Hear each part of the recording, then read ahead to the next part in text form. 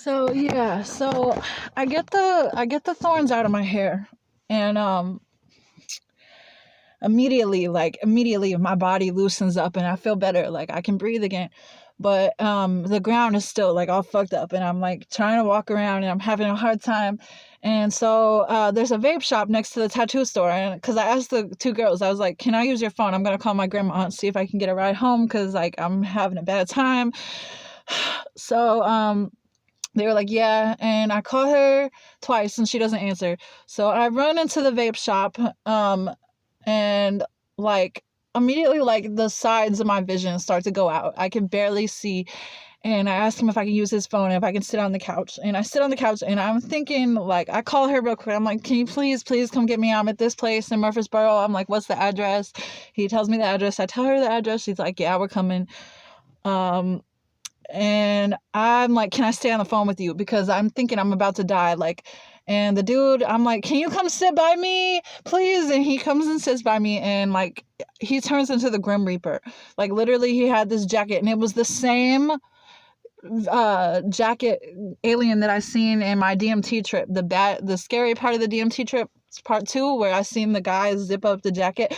He did the same thing. He zips up the jacket. I'm like, this is it. This is like, this is, I could die here. And I'm like, so I tell her, are you coming? Are you coming? Are you coming? The whole time, the whole way there. I'm like, are you coming? She's like, yeah, we're coming. I'm like, are you coming? She's like, yeah, we're coming.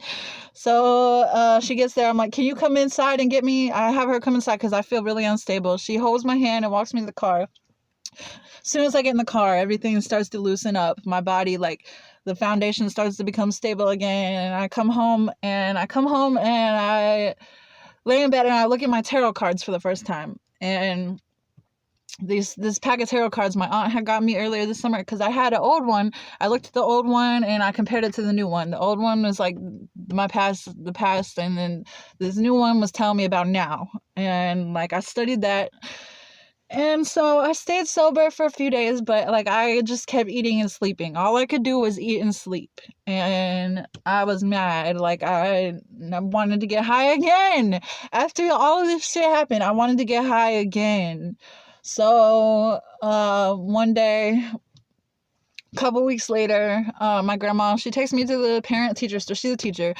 And we get some supplies and stuff, and then like I make a plan to go to the jungle and try to get some meth and come back before she gets home. So she's at school, so I run away to the jungle, and my old friend was there, and the crackhead, the main guy that sells stuff there, and he gets me some meth. We go to Walmart, he gets me some meth, and we go into the bridge, and I smoke it, and it's not smoking up. Like, I'm kind of like mad. And like, he kind of like starts to like, I don't know. I'm reading signs on the bridge, and like all these clues that come to my head, like all this symbolism stuff. And I'm like, I want to learn more. I tell him I want to learn more. Like, can we go to your, so we go to his tent, and I get more meth, and I'm smoking, like I'm really high, and my old friend is there. My friend that introduced me to the jungle comes over, and it becomes late at night. Oh yeah, I didn't make it. I got too high to go home. And I text her, I'm like, I'm staying out. And she's like, fuck, Tara. Like, she didn't say fuck, but she was like,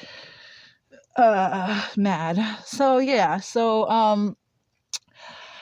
it starts to get late, and they have this old guy come in the tent. This old guy comes in with us, and again, my vision starts to go out on the side, and he starts to say, Rakuya, Rakuya, over and over again. And I'm like starting to get paranoid, and like I'm starting to get paranoid.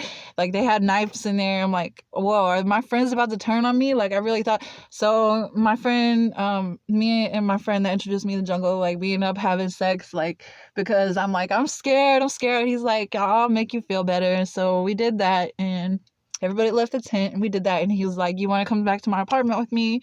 Chill. So we went back to his friend's apartment that he was staying with his friend, and I still had some meth, but I couldn't hit it. Like, as soon as I got in the apartment, I got an overwhelming feeling that, like, this was going to be the end. Like, the doors were going to lock, and there was some old, like, I saw down the hall, there was like this really big fat lady that couldn't, she was one of those fat people that was so fat that she could barely walk. She was laying in the bed, and his friend was just taking care of that woman, just pretty much watching over. He had a gun. He was sitting by the bed, like watching with a gun. Like, it was a crazy ass house, I could tell. It was really clean though. And like, and then Donald Trump is on TV, and his face looks all red, and like, I get locked up where I can barely move, and my friend starts eating candy, and like, we're watching Donald Trump, and it's like a political war, and like, I realize like I'm part of this political war, and they might be voting against me because like they wanted me to stop doing the meth, and I wouldn't stop,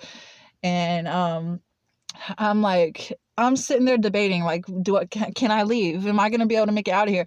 And I start sinking into the couch, and as I'm sinking into the couch, my chest tightens up, and I start to get heart pains, and I can barely move, and like, I'm sinking down, and my friend is like, he looks all sad and mad. I'm like, oh my god, like, they're about to turn on me, like, they're about to kill me. And eventually I get the courage. It's like 3 a.m. I get the courage up, and I'm like, can I leave? Like, my chest is sinking in, I can't breathe after sitting there for 3 hours. So I leave, like, I make it out the door, and I'm so fucking, as soon as I get outside, I'm so fucking happy. I'm walking down the street, these big angry trucks, like, big trucks are going by. That's another thing I noticed when I got high. Like, it started in Kentucky, like, where like literally everything turned mad. Like, I was tripping, like, the trucks had a face on them, like trucks, like, as the trucks were going by, they had like this angry face, like, "Aw!"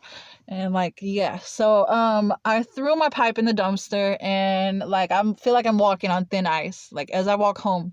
And I come in, and my grandma has the most serious expression on her face. She's like, you cannot keep doing this. And she plays me a video about Satanism, and that I need to watch out because Satanism is real, and shit is like real. Like, there are real Satanists out there, and that's pretty much what I was experiencing. Like, I could have been sacrificed. But yeah, she saves me, and over the next few days, like, we have a celebration, like, we're making food, we're having a good time and stuff. And yeah. So one day, that was the 6th time I thought I was gonna die at my friend's apartment. So yeah, within that month, late October, I decide to leave. I decide to go to the street and just prostitute and get hotels. So I go to the street, and like, oh yeah, how that ended up happening. Oh my god, this is the 7th time. So there's more than 8 times actually, but yeah. No, what happened one day, she was at school, and I took a walk, and there was this old guy. I went to the sex shop. I was going to try to get a job at the sex store, but they weren't hiring. So I go out, and this guy's sitting out there, and he's like, hey girl, like, he's like 50 something. He's like, hey girl, come over here. Like, I go over there,